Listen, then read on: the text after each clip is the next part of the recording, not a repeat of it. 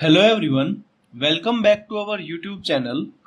आइए आज से हम स्टार्ट करते हैं आपकी +1 क्लास की first unit some basic concepts of chemistry. ठीक है, तो ये जो आपकी बिल्कुल सिंपल यूनिट है, इसमें आप केमिस्ट्री और उसका इंट्रोडक्शन जो है वो स्टडी करेंगे कि केमिस्ट्री जो है उसकी डिस्कवरी कैसे हुई, कैसे हमने इसको अलग से ब्रांच माना और इसके अंदर क्या क्या चीजें हमारे लिए बिल्कुल बेसिक है, जिनको जानना हमारे लिए बहुत ज्यादा जरूरी है टू गो फर्दर स्टडीज। ठीक है, तो सबसे पहले हम बात करते हैं इसके अंदर मैटर की। तो देखिए, एक फ्लो चार्ट के मीडियम से जो है हम इसको पढ़ते हैं। सबसे पहले हम बात करेंगे मैटर की।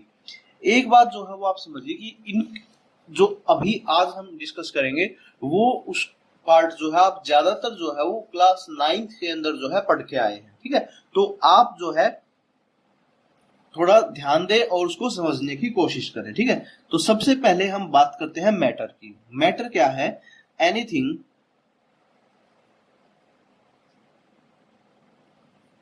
That has mass and occupies volume.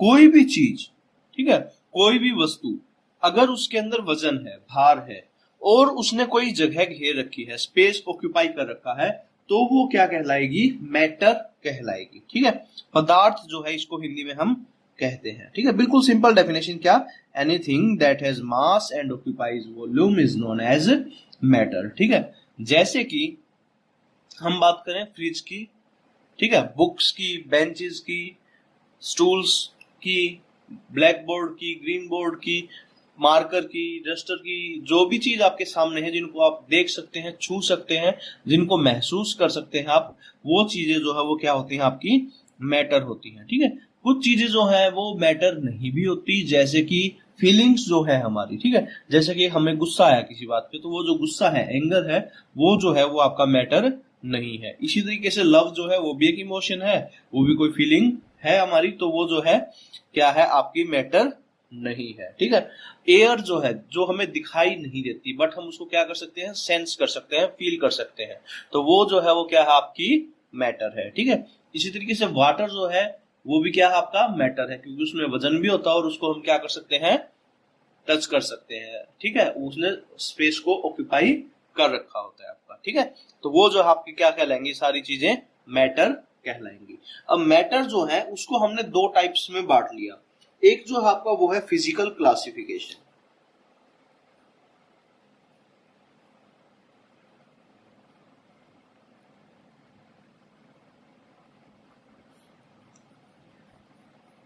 Physical classification का मतलब है भौतिक रूप से। ठीक है, मतलब कि देखने में वो कैसा है, स्टेट के अकॉर्डिंग।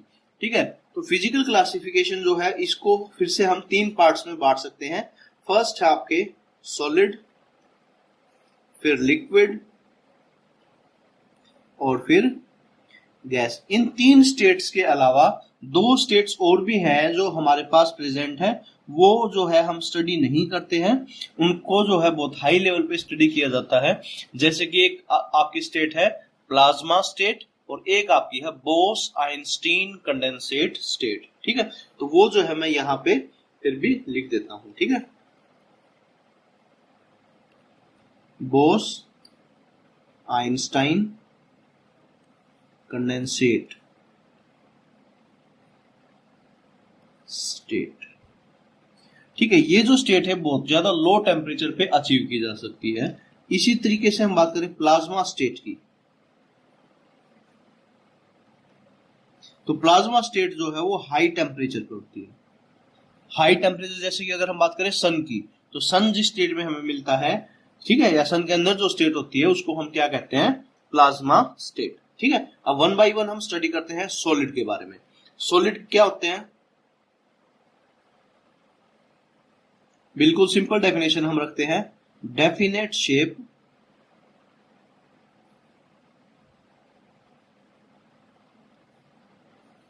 And definite volume. वो सब्सटेंसेस जिनकी शेप जो है वो डेफिनेट हो, वॉल्यूम जो है वो डेफिनेट हो, तो हम उसको क्या बोलेंगे? सॉलिड बोलेंगे। ये क्या होते हैं? रिजिड होते हैं, मतलब कि अपने आप जो है ये अपनी पोजीशन या स्ट्रक्चर या शेप जो है वो चेंज नहीं कर सकते। ठीक है, इनके जो इंटर मोलिकुलर फोर्सेस हैं, इंटर मोलिकुलर फोर्स जो है, मतलब कि वो फोर्स जो इसके पार्टिकल्स को आपस में जोड़ के रखते हैं वो क्या है, बहुत ज्यादा हाई होते हैं। Intermolecular forces are high. अब फोर्सेस ज्यादा है अट्रैक्शन के, तो इंटरमोलिकुलर स्पेस जो है वो क्या हो जाएगा, कम हो जाएगा।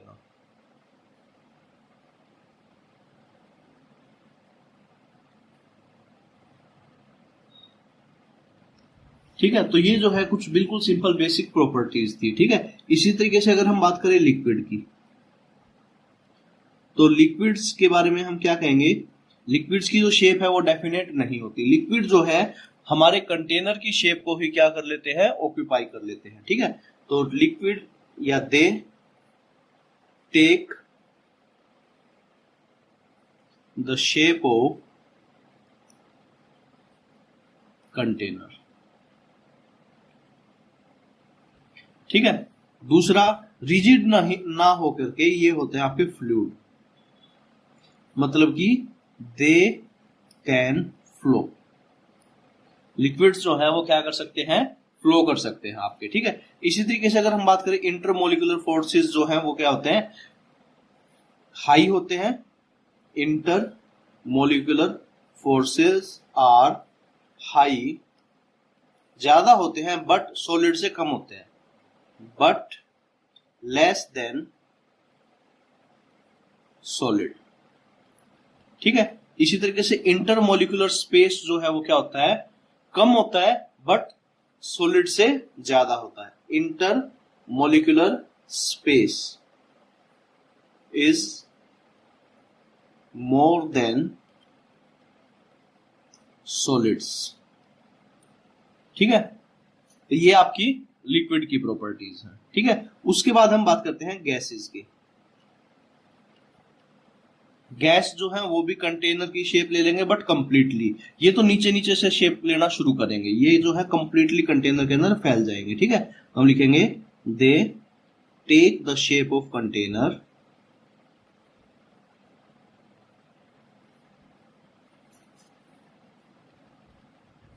इसमें हमें स्पेशली लिखना पड़ेगा कंप्लीटली। ठीक है, तो ये क्या करते हैं, कंटेनर की शेप को कंप्लीटली ऑक्यूपाई कर लेते हैं। उसके बाद दे आर आल्सो फ्लूइड। ठीक है, इंटरमोलिकुलर फोर्सेस आर लीस्ट, बहुत कम इंटरमोलिकुलर फोर्सेस होते हैं, और इंटरमोलिकुलर स्पेस जो है आर लार्ज, मतलब मॉलिक्यूल्स के जो पार्टिकल्स हैं उनके बीच का जो स्पेस है वो क्या होता है, बहुत ज्यादा होता है आपका। ठीक है, जैसे सॉलिड की बात करें तो इसके अंदर मान लीजिए ये आपका सॉलिड का कोई पीस है। ठीक है, तो इसके अंदर जो पार्टिकल्स हैं, मान लीजिए ये पहला पार्टिकल, ये दूसरा पार्टिकल, ये तीसरा पार्टिकल, ये चौथा, ये पांचवा, इस तरीके से जो पार्टिकल्स हैं वो क्या मिलते हैं, हमें अरेंज्ड मिलते हैं सॉलिड्स में। इनके बीच में किसी तरह की जो गैप्स जो है वो नहीं देखने को मिलता है, बहुत कम गैप होते हैं। ठीक है, जबकि अगर लिक्विड की बात करें, ये आपका कोई कंटेनर है मान लीजिए। ठीक है, तो इसके अंदर जो पार्टिकल्स है वो कुछ इस तरीके से होते हैं आपके, मतलब कि पार्टिकल्स के बीच में गैप होते हैं। ठीक है, और फोर्सेस जो है वो क्या होते हैं, स्ट्रॉन्ग होते हैं, और कंटेनर जो है आपका वो हमेशा नीचे से ही फिल होना शुरू होगा। जबकि अगर गैस के कंटेनर की बात करें तो उसके अंदर पार्टिकल्स जो है वो रैंडमली कहीं पर भी आपको मिलेंगे। ठीक है, इसके अलावा सॉलिड जो होते हैं, ठीक है, सॉलिड के अंदर ये जो पार्टिकल है ये क्या होते हैं, फिक्स होते हैं, ये मूव नहीं कर सकते। ठीक है, बट कैन वाइब्रेट, ये क्या कर सकते हैं, वाइब्रेट। ठीक है, ये जो है फ्लो कर सकते हैं, और ये भी क्या कर सकते हैं, फ्लो कर सकते हैं। ठीक है, दैट्स वाई हमने कहा था कि सॉलिड के जो पार्टिकल हैं वो क्या होते हैं, रिजिड होते हैं, क्योंकि ये जो है पार्टिकल्स मूव नहीं कर सकते। ठीक है, उसके बाद हम बात करते हैं केमिकल क्लासिफिकेशन की। तो आइए शुरू करते हैं अब केमिकल क्लासिफिकेशन। केमिकल क्लासिफिकेशन जो है उसमें हमने मैटर को जो है दो टाइप्स में बांट लिया। एक तो बांटा हमने प्योर सब्सटेंसेस और दूसरा जो है वो बांटा मिक्सचर्स में। ठीक है, तो दो टाइप जो है इसके हमारे बांट लिए। केमिकल क्लासिफिकेशन किस बेस पे किया? उनकी केमिकल कंपोजिशन के हिसाब से, कि वो किस तरह के पार्टिकल से मिलके हमने उनको बनाया हुआ है। ठीक है, तो पहला है आपका प्योर सब्सटेंसेस, प्योर सब्सटेंसेस, जबकि दूसरा जो है वो आपका मिक्सचर। मिक्सचर जो है वो फिर से हमने दो टाइप के मान लिए, एक तो आपके होमोजीनियस और दूसरे हेट्रोजीनियस।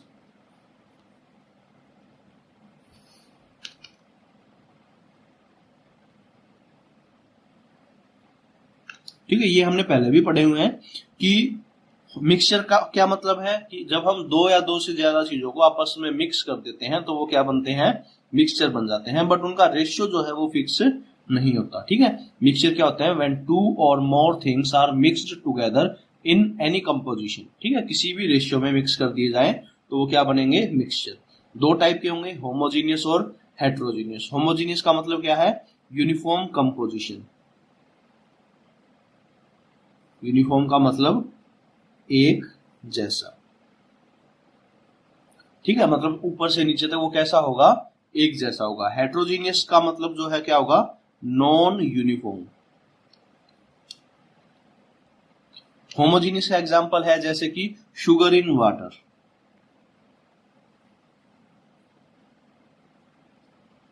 चीनी को जब वाटर के अंदर हम मिक्स करते हैं तो वो जो शुगर है वो कंप्लीटली डिजोल्व हो जाएगी। ठीक है, तो जो वाटर है उसका टेस्ट अगर हम चेक करें कहीं से भी तो वो कैसा लगेगा? हमें मीठा लगेगा, चाहे फिर आप उसको ऊपर से चेक करें चाहे नीचे से चेक करें। जबकि हेट्रोजीनियस का एग्जांपल जो है वो आपका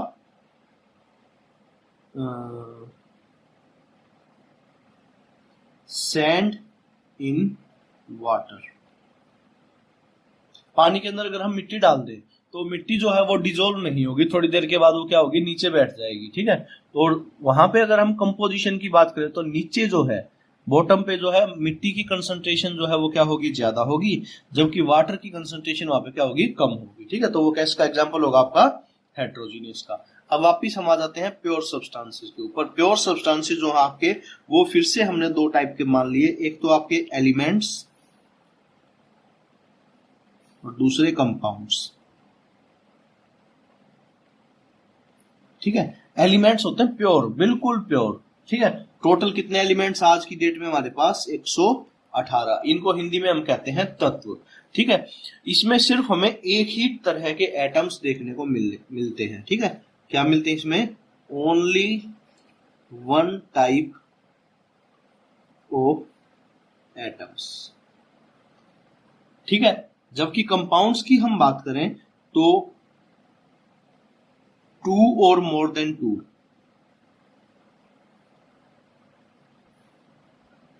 एटम्स कंबाइन। ठीक है, दो या दो से ज्यादा एटम्स जो है वो आपस में क्या हो जाते हैं? जुड़ जाते हैं, कंबाइन थ्रू किसके थ्रू? Chemical bond.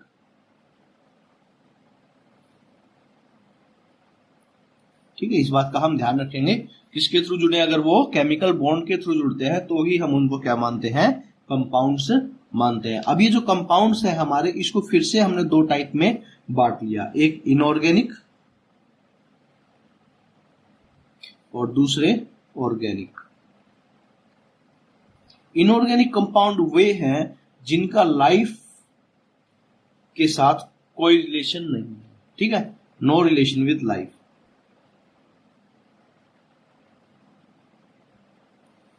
ठीक है, जबकि ऑर्गेनिक कंपाउंड वो हैं जो कि लाइफ से रिलेटेड है। ठीक है,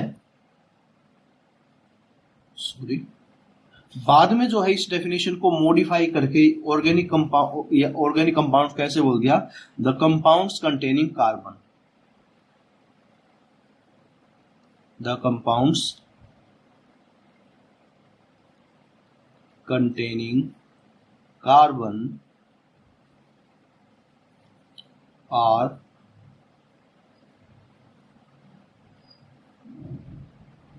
known as ऑर्गेनिक कंपाउंड्स। ठीक है, जबकि इनऑर्गेनिक कंपाउंड्स जो है वो ऐसे होंगे जैसे कि H2SO4, ठीक है, सल्फ्यूरिक एसिड, NaCl, मतलब कि जिनके अंदर कार्बन ना हो। तो इनऑर्गेनिक को हम कैसे डिफाइन करेंगे? They do not have carbon. ठीक है, बट ये जो डेफिनेशन हमने कही कि इनके अंदर कार्बन नहीं होता, ये कई बार जो है क्या हो जाती है, फेल हो जाती है। जैसे हम बात करें CaCO3 की, इसके अंदर कार्बन है, ठीक है, बट फिर भी जो है ये क्या है आपका इनऑर्गेनिक कंपाउंड। ठीक है, क्यों है ऐसा? क्योंकि ये जो कैल्शियम कार्बोनेट है ये लाइफ से रिलेटेड नहीं है। ठीक है, ये कैल्शियम कार्बोनेट जो है हमारी डेली लाइफ में कहीं पे भी इस्तेमाल नहीं होता। ठीक है, मतलब हमारी जो बेसिक लाइफ है, ठीक है, वो बेसिक किसका एलिमेंट है, कौन से एलिमेंट के ऊपर बेस्ड है? वो कार्बन बेस्ड है। ठीक है, अर्थ के ऊपर। ठीक है, तो वो जो आपके क्या कहलाएंगे? Organic compound. बाद में जो ऑर्गेनिक कंपाउंड है उसको भी हमने अलग अलग पार्ट्स में बांट लिया। ठीक है, जो आप पहले भी पढ़ के आए हैं, अल्केन्स हैं जैसे अल्कीन, एल्काइन। ठीक है, और स्टडी करने के लिए इनको और अलग अलग पार्ट्स में भी हमने क्या कर रखा है? बांट रखा है। ठीक है, अब वापिस आ जाते हैं हम हमारे एलिमेंट्स के ऊपर। तो एलिमेंट्स जो हैं वे तीन टाइप के होंगे आपके। पहला है आपका मेटल्स, जिसके बारे में आप सब जानते हैं कि मेटल्स क्या होते हैं? those substances which shows some particular properties like malleability, ductility, ठीक है, जिनका जो सरफेस है वो शाइनी हो, एसिड के साथ रिएक्ट करके जो हाइड्रोजन गैस रिलीज करते हो, वो क्या होंगे? आपके मेटल्स होंगे। ठीक है, उसके बाद दूसरे जो है वे हैं आपके नॉन मेटल्स। मेटल्स के example iron, gold, silver, lithium, sodium, ये सारे हैं नॉन मेटल्स। इनकी प्रॉपर्टी क्या होगी? मेटल से बिल्कुल उल्टी होंगी। ठीक है, उसके बाद है आपके मेटलॉइड्स या सेमी मेटल्स।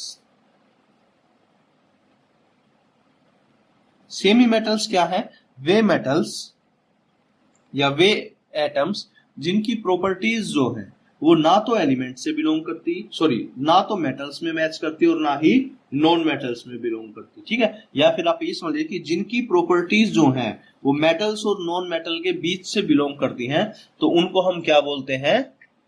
सेमी मेटल्स या फिर मेटलॉइड्स। ठीक है, तो ये जो है आपका फिजिकल क्लासिफिकेशन था या मैटर के बारे में था कि मैटर जो है वो किस तरीके से हम स्टडी करते हैं। ठीक है, अब जल्दी से एक दो क्वेश्चंस जो है वो डिस्कस कर लेते हैं। ठीक है, ताकि आपको कुछ कंसेप्ट जो है वो क्लियर हो जाए। ठीक है, देखिए क्वेश्चन है, how will you justify that water is a compound. ठीक है, वाटर का फॉर्मूला क्या है? H2O। अगर हम चेक करें तो इसमें हाइड्रोजन कितने हैं? 2, और ऑक्सीजन कितने हैं? 1। हाइड्रोजन कितने हैं? 2, ऑक्सीजन कितने हैं? 1। तो देखिए दो एलिमेंट्स जो है वो क्या है, यहाँ पे फिक्स रेशियो में जुड़े हुए हैं, तो ये क्या हो गया? आपका कंपाउंड होगा। ठीक है, कंपाउंड्स की बिल्कुल सिंपल डेफिनेशन ये है आपकी कि when two elements combine together in a fix ratio. ठीक है, देखिए अभी जो है पहले हमने पढ़ा भी है, देखिए 2 or more atom combine through chemical bond in a fixed ratio, in a fixed ratio। ठीक है, तो वाटर जो है जब भी आप बात करते हैं वाटर की तो उसका फॉर्मूला क्या बोलते हैं आप? H2O। ऐसा तो नहीं कहते ना कि भाई ये कुएं का पानी है तो इसका फॉर्मूला जो है वो H2O नहीं होगा। ठीक है, तो वो जो है आपका क्या होगा? कंपाउंड हो गया। ठीक है, बिल्कुल सिंपल क्वेश्चन था। अब आगे जो है आपको कुछ कंपाउंड्स जो है वो मैं बोल रहा हूं और आपको जो है रिकॉग्नाइज करने हैं कि उनमें से कौन से जो हैं होमोजीनियस हैं, हेट्रोजीनियस है, एलिमेंट है या कंपाउंड है या मिक्सचर है। ठीक है, तो सबसे पहले बात करते हैं एयर की। एयर क्या है? Homogeneous mixture. क्यों है? क्योंकि एयर के अंदर जो है 78% नाइट्रोजन और 21% जो है वो ऑक्सीजन गैस है, और जो कि हर जगह पे इक्वली देखने को मिलते हैं। इसमें भी देखिए आप ऐसा तो नहीं कहते ना कभी भी कि हमारे गांव में जो है 78% नाइट्रोजन ना होकर के 24% नाइट्रोजन है। क्यों? क्योंकि वो हर जगह पे इक्वल कंसंट्रेशन जो है हमें देखने को मिलती है। ठीक है, इसी तरीके से अगर हम बात करें मिल्क की, तो मिल्क जो है वो भी क्या है? आपका होमोजीनियस मिक्सचर है। अगर बात करें ग्रेफाइट की, ग्रेफाइट क्या होता है, आपने देखा होगा आपकी पेंसिल के अंदर जो ब्लैक कलर का सब्सटेंस होता है वो जो है आपका क्या होता है, ग्रेफाइट होता है। वो प्योर कार्बन से बना हुआ होता है। देखिए मैंने कहा प्योर कार्बन से बना हुआ होता है, इसका मतलब जो है वो क्या है, आपका एलिमेंट है। ठीक है, उसके बाद हम बात करते हैं गैसोलीन की। गैसोलीन एक तरह का लिक्विड होता है जो कि हम जलाने के लिए इस्तेमाल करते हैं, जैसे कि मिट्टी तेल। ठीक है, तो ये जो है आपका मिक्सचर होता है, और वो भी कैसा, होमोजीनियस।